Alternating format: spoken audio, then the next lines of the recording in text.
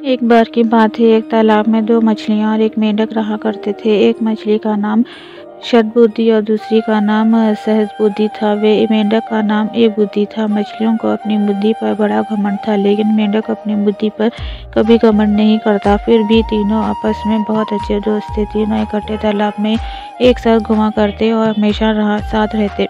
जब भी कोई समस्या आती तो तीनों साथ मिलकर उससे निपटते। एक दिन नदी के किनारे में मछुआरे जा रहे थे। उन्होंने देखा कि तालाब मछलियों में भरा हुआ है। मछुआरों ने कहा, हम कल सुबह यहाँ आएंगे और बहुत सारी मछलियाँ पकड़ कर ले जाएंगे। मेंढक ने मछुआरों की सारी बातें सुन ली थी।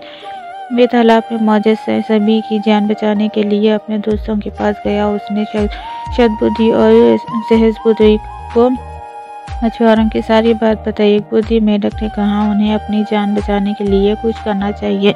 दोनों मछलियां कहने लगी, हम मछुआरे के डर से अपने पूर्वजों की जगह छोड़कर नहीं जा सकते। दोनों ने फिर कहा, हमें डरने की जरूरत नहीं है, हमारे पास इतनी बुद्धि है कि हम अपना बचाव कर सकते हैं। वही एक बुद्धि मेंढक ने कहा, मुझे पास में मौजूद एक तालाब के बारे में पता है जो इसी तालाब से जुड़ा है। उसने तालाब के अन्य जीवों को भी साथ चलने को कहा, लेकिन कोई भी एक बुद्धि मेंढक के साथ जाने को तैयार नहीं थे, क्योंकि सभी को शतबुद्धि और सहस्रबुद्धि पर भरोसा था कि वह उन सभी की जान बचा लेगी।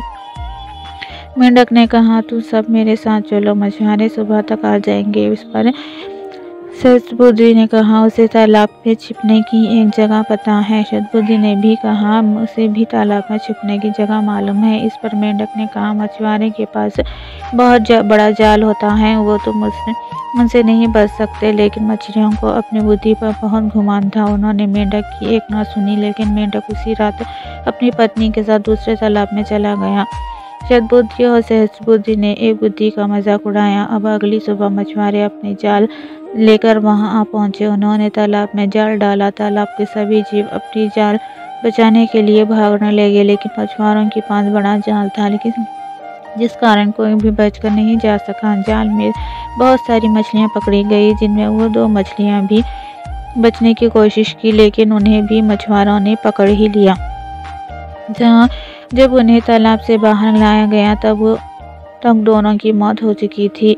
दोनों मछलियां आकर सबसे बड़ा था, इसलिए मछुआरे ने उन्हें लगा रखा था। उन्होंने बाकी मछलियों को एक टोकरी में डाला, जबकि शतबुद्धि और सहस्रबुद्धि को कंधे पर उठाकर चल दिए। जब वे दूसरे तालाब के सामने पहुंचे तो एक बुद्धि मेंढक की नजर इन दोनों पर पड़ी। उसे अपने मित्रों की ये हालत देख बहुत दुख हुआ। उसने अपनी पत्नी से कहा कि काश इन दोनों ने मेरी बात मान ली होती तो आज ये जिंदा होते। कभी भी अपनी बुद्धि पर घमंड नहीं करना चाहिए, एक दिन यही घमंड जानलेवा साबित हो सकता है।